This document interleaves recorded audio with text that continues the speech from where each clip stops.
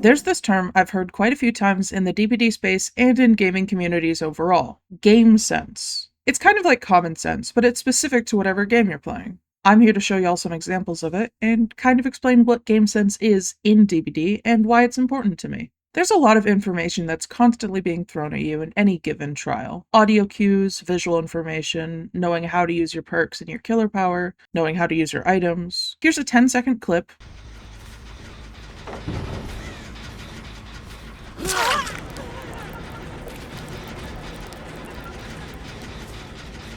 And here's the information I gathered.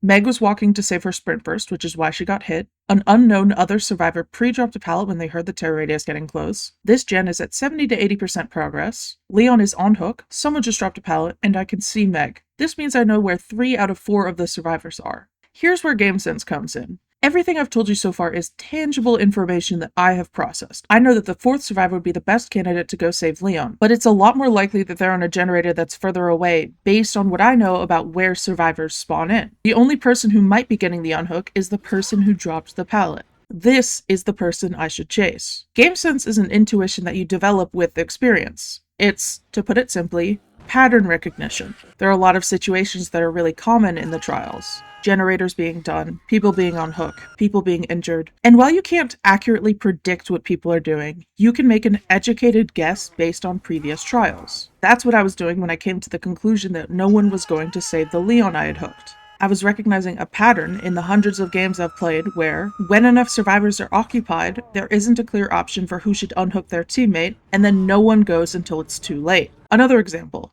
A David I had recently slugged just got picked up. While I could hook this Tory I just downed, I can make an educated guess that David did not pick himself up. I knew the general area where he was downed. I know that everyone else is injured, so I leave Tori on the ground and send Victor over to go harass the healing survivors. It's this pattern recognition skill that allows us to identify different types of survivors and swifts and killers. If a survivor successfully flashlight blinded me to save their teammate, I'm not going to repeat my mistake, and I'll be a lot more alert for the rest of the trial. In the same sense, if I notice that a killer is not respecting pallets, then I will pre-drop them. We learn from each other's choices, and we adjust our behavior in kind. We also start to see the matrix a bit with map generation. I know that it's meant to be random every single trial, but even without having seen the map beforehand, I can generally guess a survivor's pathing just from their movement and the structures I see around me. And from my own experience, survivors are always kind of navigating to and around main building and shack. It's important to distinguish strategies and mind games as being different from game sense.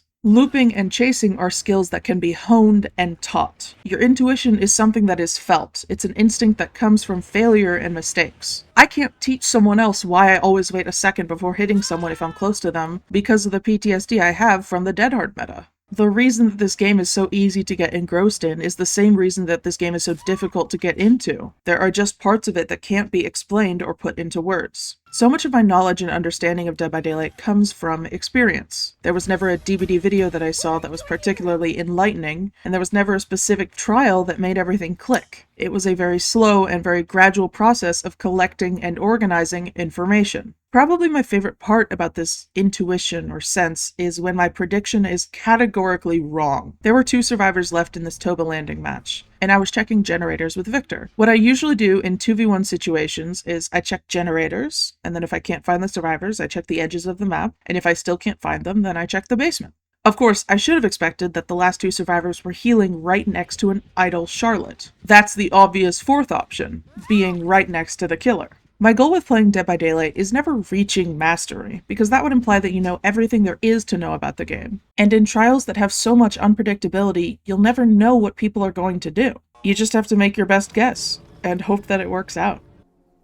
Is there anything more human than that?